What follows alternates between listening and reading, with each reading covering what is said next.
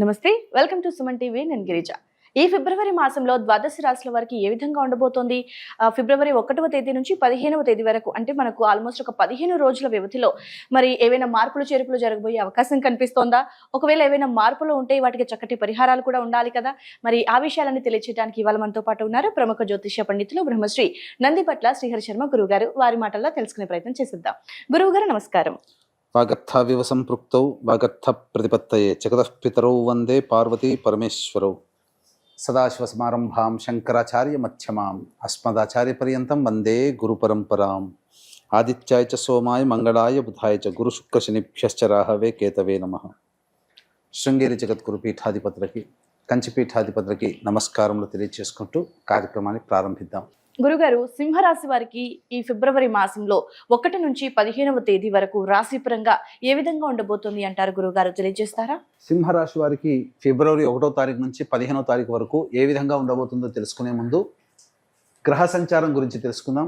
ప్రధానంగా చూసుకున్నట్లయితే ఈ సింహరాశి వారికి 7వ స్థానంలో శని ప్రభావం కావున ప్రధానంగా ఈ శని మీకు యోగకారకత్వమే, అంటే నిర్ణయాలు తీసుకోవడం లేదా కలిసి పనిచేసేటువంటి వాళ్ళతో ఇబ్బందులే తప్ప స్వతంత్రంగా తీసుకున్న నిర్ణయాలన్నీ కూడా మీకు యోగిస్తాయని చెప్పవచ్చు. ఇక 6వ మందు రవి బుధుని యొక్క పరిస్థితి, ఇది చాలా యోగదాయకమైనటువంటి పరిస్థితి. ప్రధానంగా వృత్తి ఉద్యోగాల్లో అనుకూలతని తీసుకొచ్చేటువంటి పరిస్థితి. అనగా ఈ నెల 14వ తారీఖు నుంచి రవి మార్పు చెందాడు. మకర సంక్రాంతి నుంచి మకర రాశిలోకి రవి. కాబట్టి ఫిబ్రవరి 15 వరకు కూడా రవి, ఫిబ్రవరి 12వ తారీఖు వరకు కూడా రవి ఈ యొక్క మకర రాశిలోనే ఉండడం జరుగుతుంది. ఈ కారణం చేత ఫిబ్రవరి 12 వరకు అనుకూలమైనటువంటి పరిస్థితులే గోచరమవుతున్నాయి. ముఖ్యంగా ప్రభుత్వపరమైనటువంటి ఉద్యోగాల్లో ఉన్నటువంటి వాళ్ళు కోరుకున్న చోటికి బదిలీలు కానీ ప్రమోషన్స్ కానీ కలుగుతాయి. ప్రభుత్వ పరంగా ఆదాయాన్ని పొందేటువంటి కాంట్రాక్టర్లు కావచ్చు, వ్యాపారస్తులు కావచ్చు, ఎవరికైనా కానీ వాళ్ళకి బిల్లులు పాస్ అవ్వడం, తద్వారా డబ్బులు చేతికి అందడం అనేటువంటిది జరగబోతుంది. ఇక ముఖ్యంగా 8వ స్థానంలో శుక్రుడు రాహు యొక్క పరిస్థితి, ఈ యొక్క గ్రహస్థితి కారణం చేత ముఖ్యంగా శ్వాస సంబంధంగా ఇబ్బందులు కానీ లేకపోతే వెన్నుముక సంబంధించినటువంటి ఇబ్బందులు కానీ ఎదుర్కొనే అవకాశాలు గోచరమవుతున్నాయి. స్త్రీలతో వ్యవహరించేటప్పుడు జాగ్రత్తలు పాటించండి. ఎక్కువగా వాగ్వివాదాలు చోటు చేసుకునే అవకాశాలు ఉన్నాయి కాబట్టి లౌక్యంతో వ్యవహరించే ప్రయత్నం చేయండి. ఇక 10వ స్థానంలో ఉన్నటువంటి గురువు వక్రీకరించినటువంటి స్థితి పొంది ఉండడం, ఈ కారణం చేత సింహరాశిలో జన్మించినటువంటి వారికి ప్రధానంగా బాధ్యతలు పెరుగుతాయి. అలాగే దూర ప్రాంత ప్రయాణ సూచన కనబడుతుంది. అలాగే ఈ గురువు కూడాను యోగదాయకంగా ఉండబోతున్నాడు. గురు అనుగ్రహం సంపూర్ణంగా ఉండడం వల్ల పెద్దల యొక్క అనుగ్రహంతో కార్యక్రమాలన్నీ కూడా చక్కబెట్టుకుంటారని చెప్పవచ్చు. ఇక కుజుడు లాభస్థానంలో యోగిస్తున్నట్టు కనబడుతున్నాడు, కానీ ఈ కుజుని యొక్క ప్రభావం వక్రీకరించినట్టు కారణం చేత 10వ భావ ఫలితాలను కూడా ఇవ్వబోతున్నాడు. ఎప్పుడైతే 10వ భావానికి టచ్ అవుతున్నాడో అక్కడ చేస్తున్నటువంటి వృత్తి, వ్యాపారము, ఉద్యోగము, వీటికి సంబంధించిన విషయాల్లో మార్పులు తీసుకొని వస్తున్నాడు అని చెప్పవచ్చు. ఇక ప్రధానంగా అంటే ఈ నెల 22వ తారీఖు నుంచి స్తంభించి ఉంటున్నాడు కుజుడు. దాదాపు ఒక 2 నెలల పైచులకు కుజుడు అక్కడే స్థితి పొంది ఉంటాడు. కాబట్టి ఉద్యోగంలో మార్పుల్ని సూచించే అవకాశం ఈ యొక్క సింహరాశి వారికి జనవరి 22వ తారీఖు తర్వాత నుంచి సూచనలు ఏర్పడుతున్నాయి.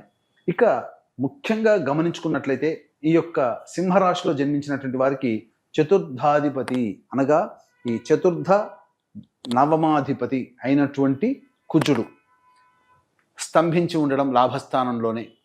కాబట్టి ఏమవుతుంది, గృహ మార్పులకి లేదా గృహోపకరణాల వస్తువుల కొనుగోలుకి, వాహన మార్పులకి, లేదా తల్లిగారి ఆరోగ్యం పట్ల శ్రద్ధ వహించాల్సి రావడం, ఇలాంటి పనులకి ఈ కుజుడు కొంత ఇబ్బంది కలిగించే అవకాశాలు గోచరమవుతుంది. కాబట్టి వాహనాన్ని నడిపేటప్పుడు జాగ్రత్తలు పాటించండి.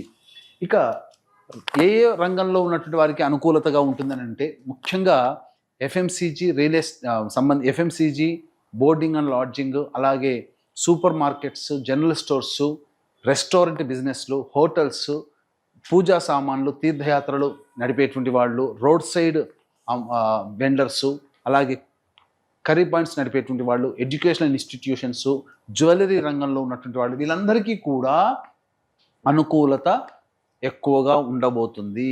ధనాదాయం చాలా చక్కగా ఉంటుంది. ముఖ్యంగా ఈ చెప్పినటువంటి రంగంలో ఉన్నటువంటి వాళ్ళకి వ్యాపార విస్తరణకి కావచ్చు, లేకపోతే మీరు ఏదైనా పెట్టుబడులు అందులో పెట్టినా కానీ మీకు ధనాదాయం చాలా చక్కగా ఉంటుంది. ఆ విధంగా వ్యాపార విస్తరణకి కార్యక్రమాలకి మీరు శ్రీకారం చుట్టబోతున్నారు. ఇక కుజుని యొక్క ప్రభావం చూసుకున్నట్లయితే ప్రధానంగా రియల్ ఎస్టేట్ రంగంలో ఉన్నటువంటి వాళ్ళు, లాయర్ వృత్తిలో ఉన్నటువంటి వాళ్ళు, రైతులు, వీళ్ళందరూ కూడాను సాధారణమైనటువంటి ఆదాయం ఉంటుంది. కాబట్టి కొత్తగా పంటలు కానీ లేదా వృత్తుల్లో విస్తరణకి సంబంధించినటువంటి కానీ లేకపోతే భూపరమైనటువంటి లావాదేవీల్లో కొత్త కొత్త ప్రాజెక్టులు కానీ తీసుకోకపోవడమే మేలని గమనించాలి. ఎందుకంటే సమయం అనుకూలంగా లేనప్పుడు కొన్ని పనులు మనం చేసినా మనకు అనుకూలంగా ఉండవు. కాబట్టి జాగ్రత్తలు పాటించండి. సాధారణంగా గడుస్తున్నటువంటి కాలానికి అనుగుణంగా మీరు వెళ్ళండి తప్ప కాలానికి ఎదురైతే వేసే విధంగా మీ సొంత నిర్ణయాలు తీసుకొని మీ యొక్క జీవితాన్ని ఇబ్బంది పెట్టుకోవద్దు అని చెప్పవచ్చు. ఇక ప్రధానంగా చూసుకున్నట్లయితే నిరుద్యోగస్తులకి ఉద్యోగము లభించే అవకాశము గోచరమవుతుంది. ఉద్యోగపరంగా ఎటువంటి ఇబ్బందులు అనేటువంటివి ఉండబోవు. అలాగే ప్రమోషన్స్ కోసం ఎదురు చూసేటువంటి వ్యక్తులకి చక్కగా ప్రమోషన్స్తో కూడుకున్నటువంటి బదిలీలు కానీ లేకపోతే ప్రమోషన్స్ కానీ మీకు కలుగుతాయని చెప్పవచ్చు. తర్వాత చెప్పొచ్చేది ఏమిటంటే ఈ యొక్క సింహరాశిలో జన్మించినటువంటి వారికి ప్రధానంగా మిశ్రమమైనటువంటి ధనాదాయము ఫలితములు ఉంటాయి. ఖర్చులు, ఆదాయము, సుఖము, సంతోషము, కష్టము ఇవన్నీ కూడా సరి సమానంగానే ఉంటాయి.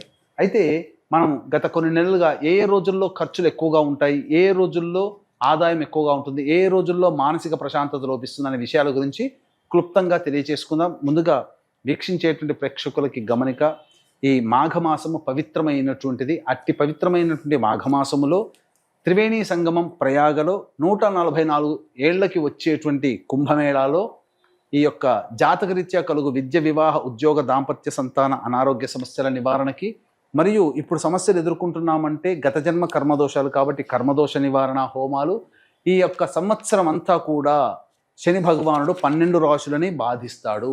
కావున ఈ సంబంధించి శనిదోష నివారణ హోమాలు పర్ హెడ్ 2100 రూపాయలకి సర్వదోష నివారణ ప్రాయశ్చిత్త హోమాలలో భాగంగా చేయించడం జరుగుతుంది. అవకాశం ఉన్న వాళ్ళు కార్యక్రమ తదనంతరం కాంటాక్ట్ చేసి మీ గోత్రనామాలు నమోదు చేసుకోవచ్చు.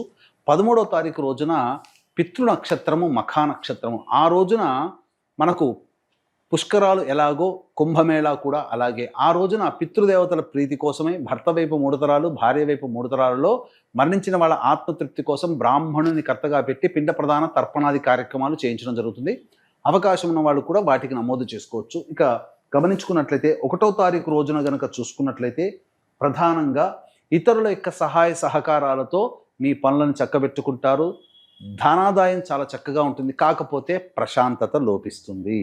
ఇక 2, 3, 4, 5 ఈ 4 రోజుల్లో, ఈ 4 తారీఖుల్లో కనుక చూసుకున్నట్లయితే 2, 3, 4, 5 తేదీలలో మీకు ఖర్చులు అధికంగా ఉండబోతున్నాయి. మానసిక ప్రశాంతత లోపిస్తుంది. సంతానం మూలకంగా ఖర్చులు, సమస్యలు పెరుగుతాయి. సంతానంతో విభేదాలు పెరుగుతాయని చెప్పొచ్చు. దూర ప్రాంత ప్రయాణాల వల్ల ఏమాత్రం కూడా లాభసాటిగా ఉండదు. మీకు శ్రమతో కూడుకున్నటువంటి ప్రయాణాలు ఉండబోతున్నాయని చెప్పవచ్చు.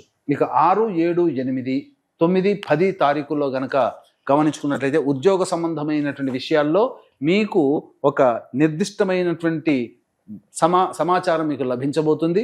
తద్వారా భవిష్యత్ కార్యాచరణ మీరు దృష్టిలో పెట్టుకొని మీరు ముందడుగు వేసే ప్రయత్నాలు అనేవి జరుగుతాయి. ధనాదాయం కూడా చాలా చక్కగా ఉంటుందని చెప్పవచ్చు. ఇక 11, 12 తారీఖుల్లో కనుక చూసుకున్నట్లయితే ప్రశాంతత లేని జీవితాన్ని పొందుతారు. నిద్ర లేని రాత్రులు ఆ 2 రోజులు గడపాల్సినటువంటి పరిస్థితి. ఖర్చులు కూడా అధికంగా ఉంటాయని చెప్పవచ్చు. ఇక 13, 14 తారీఖుల్లో కనుక చూసుకున్నట్లయితే విద్యులు వినోదాల్లో పాల్గొంటారు. స్నేహితుల్ని కలుసుకుంటారు. బంధువులతో ఆనందంగా సమయాన్ని కేటాయిస్తారు. రెస్పాన్సిబిలిటీస్ని పూర్తి చేసుకుంటారు. ఒక బాధ్యతని మీరు పూర్తి చేసుకుంటారని చెప్పవచ్చు. ఇక 15వ తారీఖు రోజున మాత్రము కుటుంబ సభ్యులతో వాగ్వివాదాలు చోటు చేసుకోకుండా జాగ్రత్త పడండి. ఖర్చులు కూడా అధికంగా ఉంటాయని చెప్పవచ్చు. అలాగే ఏదో ఒక తెలియని బాధ మిమ్మల్ని ఆ 15వ తారీఖు రోజున మిమ్మల్ని పీడిస్తుందని చెప్పవచ్చు. ఓకే గురుగారు, సింహరాశి వారి రాశి పరంగా 15 రోజులకు సంబంధించి ఏ విధంగా ఉంటుందో తెలియజేశారు కదా. మరి వారి పరిస్థితుల నుండి, సమస్యల నుండి బయటపడాలంటే చక్కటి పరిహారాన్ని తెలియజేస్తారా గురుగారు? తప్పకుండానమ్మా. ఈ సింహరాశిలో జన్మించినటువంటి వారు ఈ 15 రోజుల పాటు సర్వదేవకృత లక్ష్మీ స్తోత్రము లేదా ఇంద్రకృత లక్ష్మీ స్తోత్ర పారాయణము మరియు కాలభైరవాష్టక పారాయణము, సుబ్రహ్మణ్య భుజంగ స్తోత్రము, ఇవి 3 ప్రతిరోజు పారాయణం చేసినట్లయితే సమస్యల నుంచి బయటపడతారని చెప్పవచ్చు. ఇంతకు మించి సమస్యలు అధికంగా ఎదుర్కొంటున్నట్లయితే మీ యొక్క జన్మ జాతకంలో నడుస్తున్నటువంటి గ్రహ దశాంతర దశల యొక్క ప్రభావాలు. కావున దగ్గరలోని మంచి ఉపాసనాపరులైనటువంటి జ్యోతిష్యుని సంప్రదించి వారి సలహాలు సూచనలు కనుక పాటించినట్లయితే మరింత మెరుగైన జీవితాన్ని పొందుతారని తెలియజేస్తాను. ఓకే గురుగారు, రాశిపరంగా ఏ విధంగా ఉంది, పాటించాల్సినటువంటి పరిహారాలను కూడా వీక్షకుల కోసం చాలా చక్కగా తెలియజేశారు గురుగారు. ధన్యవాదాలు. సర్వం శ్రీ ఉమామహేశ్వర పరబ్రహ్మార్పణమస్తు.